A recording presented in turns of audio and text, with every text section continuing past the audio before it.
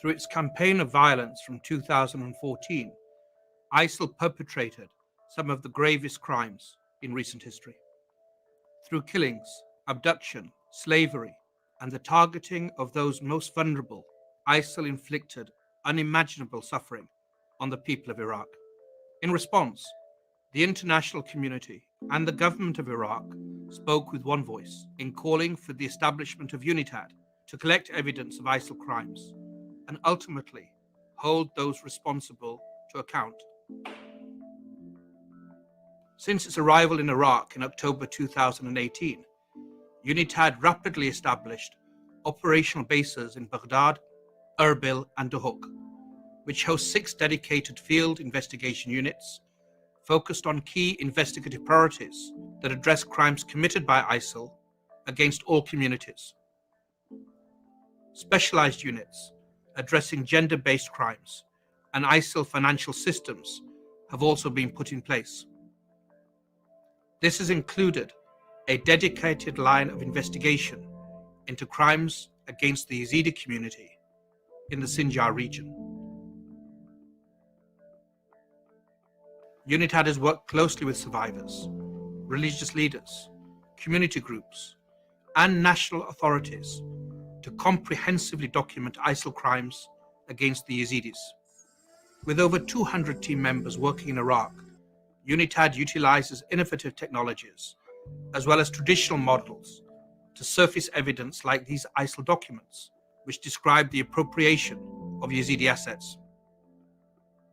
Through the construction of a major case brief, a comprehensive narrative has been established in relation to key crimes, including ISIL's massacre of the Yazidi population in the village of Kojo.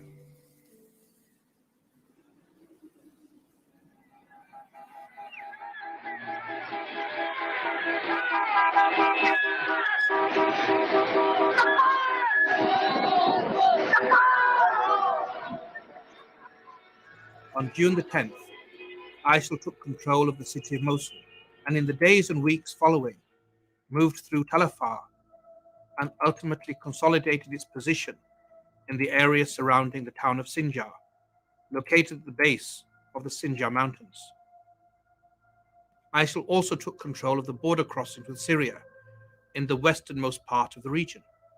Propaganda videos created by ISIL at the time and collected by UNITAD as part of its investigative work show the taking of military equipment and supplies, the complete destruction of border outposts, and the imprisonment and execution of border guards, with Shia and Yazidi personnel particularly targeted.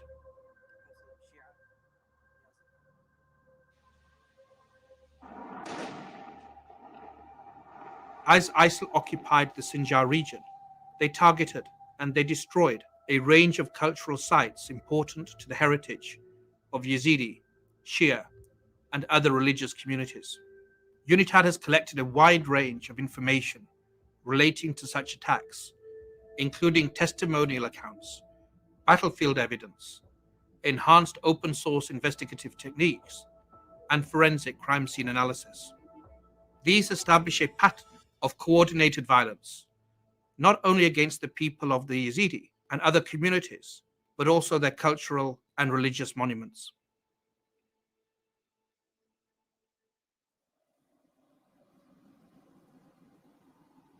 In the night of August the 3rd, ISIL launched coordinated attacks on the outlying villages of the region.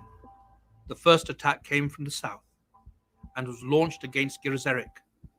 This was followed by Sibah Sheikh Khida, then Tal Azir, from which ISIL headed towards Sinjar town. That morning, in Kojo, a number of Yazidi families attempted an escape. While a few families made it to the top of Sinjar mountain, others were captured in the towns of Sinjar, Solar, and Keni. Some were killed, some were taken into captivity, and some were returned to Kojo by ISIL.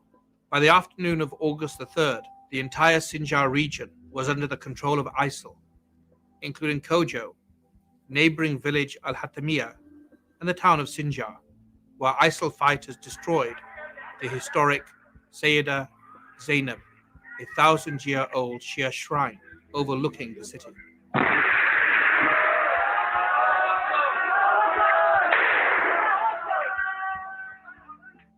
After the takeover of the region, the Yazidi villages of Kojo and Al-Hatamiyah were surrounded, with no one allowed in nor out. As recounted to UNITAD repeatedly, through witness testimony collected, ISIL demanded that the Yazidis convert from their faith. For the next 10 days, senior repeatedly with the leaders of the two villages, Sheikh Ahmed Jasso of Kojo and Sheikh Hussein Brajas, the Mukhtar of Al-Hatamiyah. They were told to convince their people to convert or else to leave the area. On August 9th, I decided not to wait any longer. I told the villagers to each get a bottle of water and 2 pieces of bread. Switch off your cell phones and leave the lights on. At 8 p.m., we started to move. Rather than remaining at the mercy of ISIL, Sheikh Bajas led nearly the entire village of Al-Hatamiyah, split into 2 groups, on an escape to Sinjar mountain. Testimony and cell data collected by UNITAD investigators allows us to precisely reconstruct the routes taken by the villagers. To the Yazidis, Sinjar mountain is a sacred place, and in those days of early August 2014, people from around the region had to get to the mountains on foot in the hopes of reaching safer ground.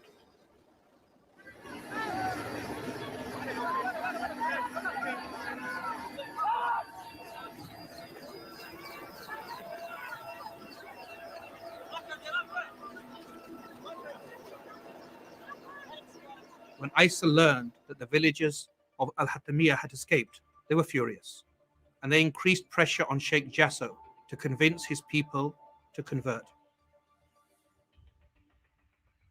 The Quranic injunction of La ikraha fid din, that there is no compulsion in the matter of religion, was utterly defied by this most un-Islamic state. Instead, coercion and duress, force and violence were the tools deployed.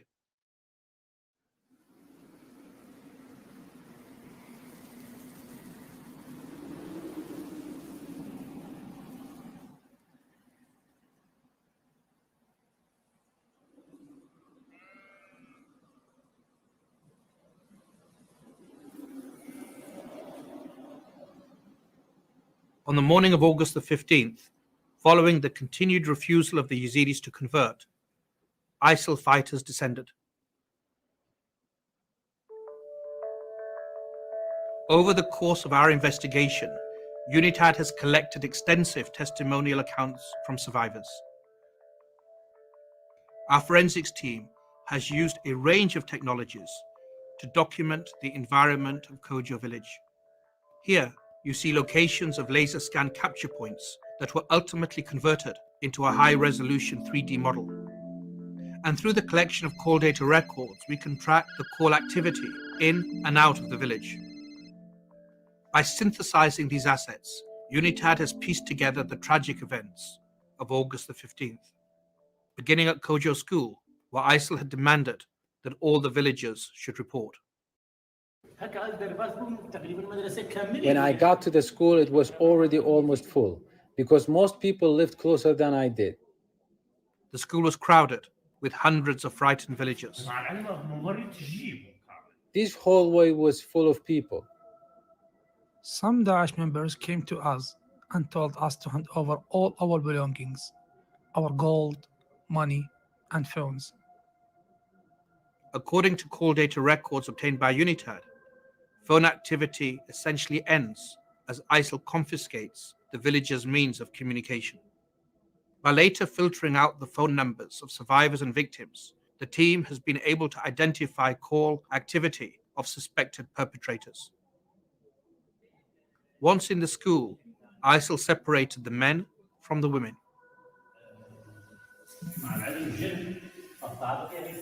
The women were put upstairs and there were Daesh fighters at the bottom of each set of stairs. Sheikh Ahmed Jasso, the Mukhtar of the village, was being held in the main hall of the school. The women who were being held upstairs could hear the activity through the balcony above. I heard the Daesh member say to Ahmed Jasso, if all of you convert to Islam, we will not order you to do anything. Ahmed Jasso said, if I speak for myself, I will not become Muslim, but let me ask my people. Then all the men said, we will not become Muslim. Then Daesh fighters took our men away. We didn't know where they were taking them. Downstairs, ISIL began to remove the men from the school in small groups. I thought they were being taken to the Sinjar mountain. When the first two groups were taken, the school was quiet because Daesh didn't allow anyone to speak or say anything. The women and children were upstairs, but I didn't hear their voices. People were in fear and were panicking. The men were taken in groups to a number of sites around Kojo. Many believed they were being transported to safety, to Mount Sinjar. When we first got in the truck, we thought we were going towards Sinjar mountain, but when it turned towards here, we started to get scared. Unknown to them, the men were being collected for mass execution at a number of sites surrounding Kojo village. Daesh told us to get out of the vehicle and organize ourselves in a single line. We couldn't arrange ourselves in a line as we were panicking and scared, so we held each other's hands. At that moment, all I thought of was my son, because I thought to myself that Daesh would kill our children too. Daesh surrounded us in a circle and were holding PKCs, pistols, and AK-47s. In a few minutes, they started shooting at us, and we all fell to the ground.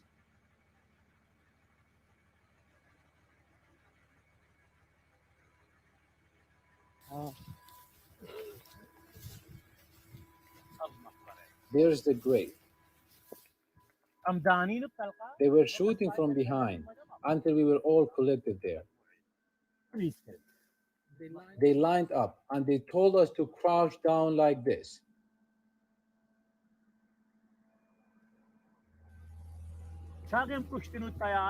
That's when they shot us and the planes were flying overhead. And after they stopped shooting, they started killing people over there too.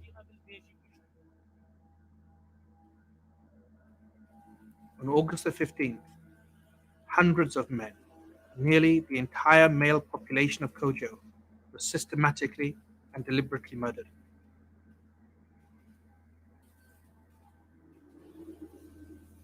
There are 17 mass grave sites in and around Kojo. UNITAD has worked with local authorities and the Yazidi community to identify and excavate all of them.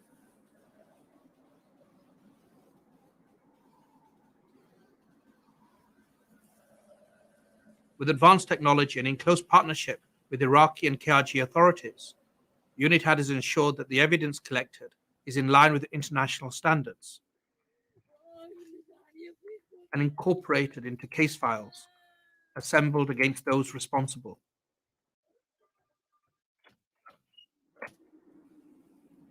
Back at Kojo School on August the 15th, Sheikh Ahmed Jasso was the sole remaining adult male.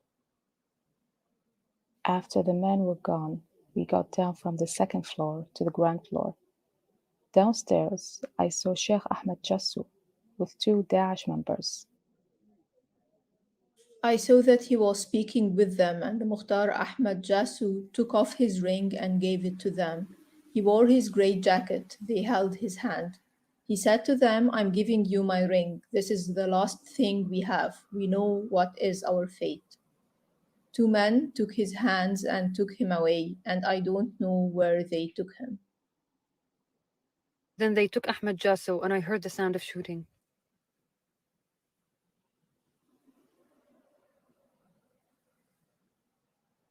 For the women and children of Kojo, the horrors of August the 15th were merely the beginning.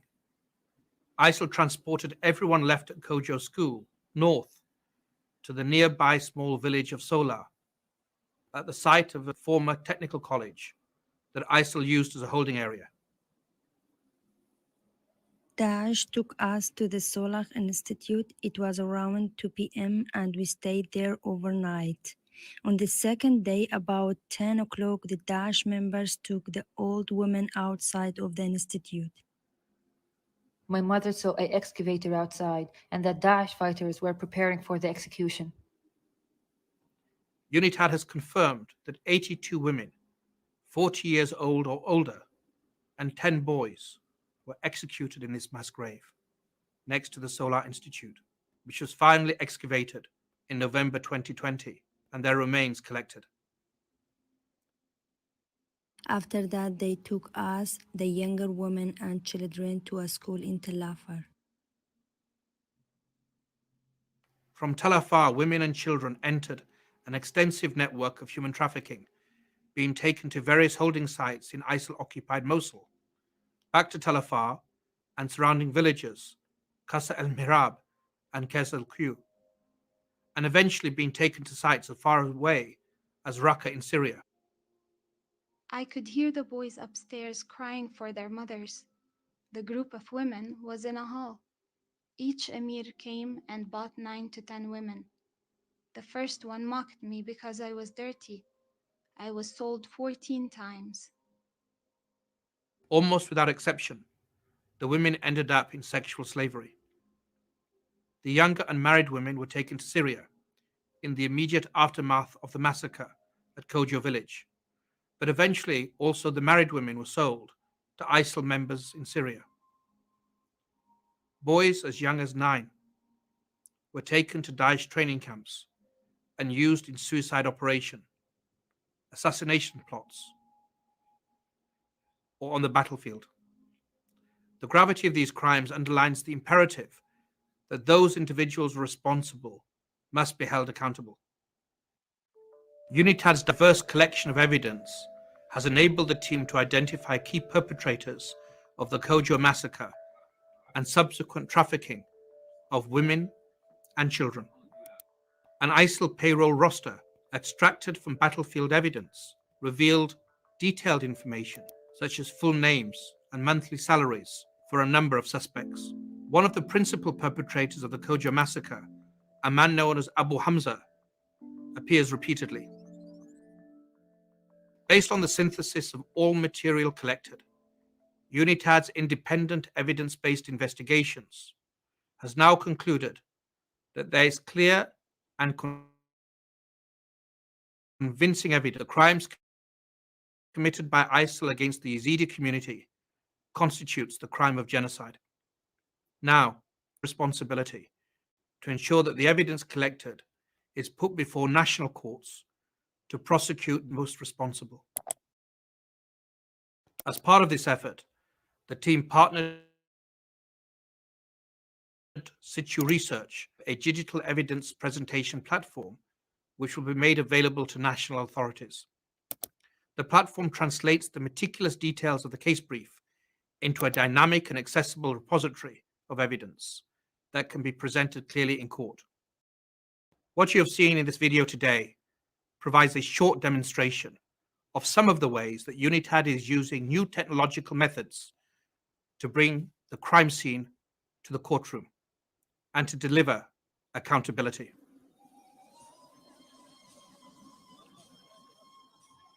Through close cooperation with the families of victims, Iraqi authorities and NGOs, UNITAD has also recently supported the identification and return of remains of some of those killed in Kojo on the 15th of August, 2014. Through our witness protection team, psychosocial support was offered to families present, while UNITAD also assisted in ensuring that burials were conducted in line with religious and cultural norms. This represented a profound moment of reflection for the Yazidi community and a small step towards justice for the victims and the survivors of the Kojo massacre. UNITAD is continuing its work with Iraqi authorities in order to identify remains and support their return to their families for proper and dignified burial. The massacres and subsequent enslavement of the Yazidi population of Kojo represents one of the many egregious and brutal examples of violence inflicted by ISIL on the Iraqi people. But it's important to note that such crimes were not limited to the Yazidi community or just the Sinjar region. The crimes of ISIL have impacted all communities in Iraq, whether Shia, Sunni, Christian, Kakai or Shabak. The investigative priorities of UNITAD will continue to reflect the calls for justice from all of these communities. In doing so, we seek to meet the demands of survivors and the families of victims for individual perpetrators to be held accountable in a court of law, thereby building a basis for lasting peace and reconciliation.